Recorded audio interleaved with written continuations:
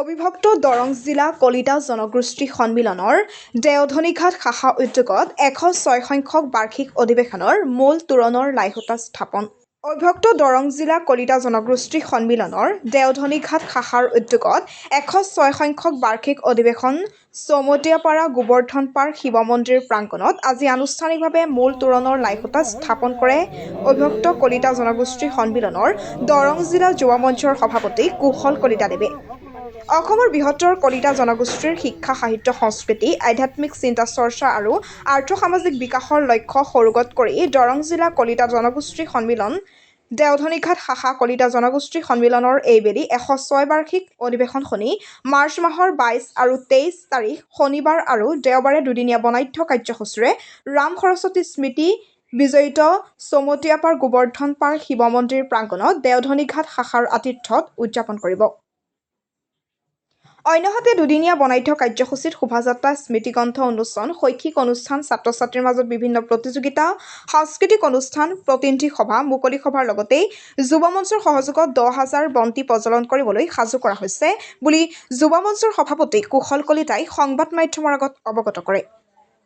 লাইখুটা স্থাপন অনুষ্ঠানৰ পিছত এখন যুৱ মঞ্চৰ কাৰ্যনিৰ্বাহক সভাৰো আয়োজন কৰে সম্পাদক জীৱন বৰুৱাই। সভাত দৰং জিলা কলিতা জনগোষ্ঠী সন্মিলনৰ অভ্যন্থনা সমিতিৰ সভাপতি বসন্ত কলিতা সম্পাদক হৰিনাৰায়ণ চহৰীয়া দেওধনীঘাট শাখাৰ সভাপতি কনক কলিতা সম্পাদক পংকজ কলিতা প্ৰমুখ্যে কলিতা জনগোষ্ঠীৰ বহুতো গণ্যমান্য ব্যক্তি উপস্থিত থাকে। অবিভক্ত দৰং জিলা কলিতা জনগোষ্ঠী সন্মিলনৰ 106 সংখ্যক বাৰ্ষিক অধিৱেশনৰ সফলতাৰ বাবে ৰাইজৰ সহায় সহযোগিতা কামনা কৰিছে। নামখলাৰ পৰা চিন্তু কলিতা ৰিপৰ্ট AIN লাইভ।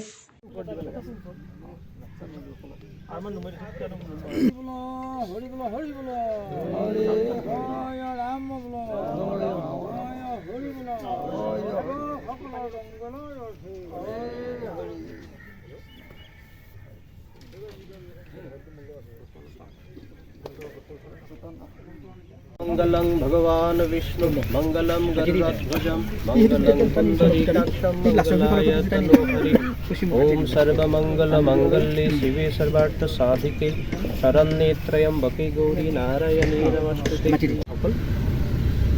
লগতে অভ্যৰ্থনা সমিতিৰ সম্পাদক প্ৰমুখে অন্যান্য বিষয়ববীয়াসকল আটাইলৈকে মই মোৰ শ্ৰদ্ধা নিবেদন কৰিছোঁ।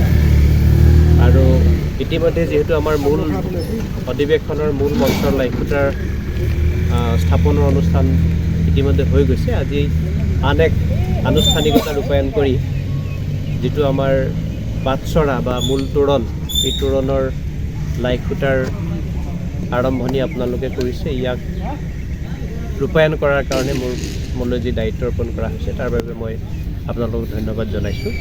আৰু মই আশা কৰিছোঁ অবিভক্ত দৰং জিলা কলিতা জনগোষ্ঠী সন্মিলনৰ যি ইতিহাস আছে, আমাৰ যি গৌৰৱ আছে, সেই গৌৰৱ ই উজ্বলি উঠিব আৰু সকলো প্ৰকাৰে অধিৱেশনখন সফল হ'ব বুলি আমি আশা কৰিছোঁ।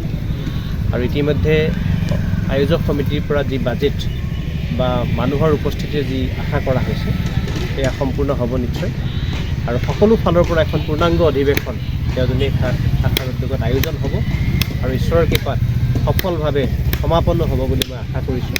আৰু ইয়াৰ বাবে পৰম পিতা পৰমেশ্বৰৰ ওচৰত মই প্ৰাৰ্থনা জনাইছোঁ। আৰু আগন্তুক অধিৱেশনৰ দিনলৈকে মই প্ৰতিদিনে ইয়াৰ সফলতাৰ বাবে ঈশ্বৰৰ ওচৰত প্ৰাৰ্থনা জনাম। পুনৰ এবাৰ আপোনালোকক মই শুভেচ্ছা জনাইছোঁ, অভিনন্দন জনাইছোঁ। যিকোনো খবৰ আৰু বিজ্ঞাপনৰ বাবে যোগাযোগ কৰক 7896121996 লগতে 7002537271।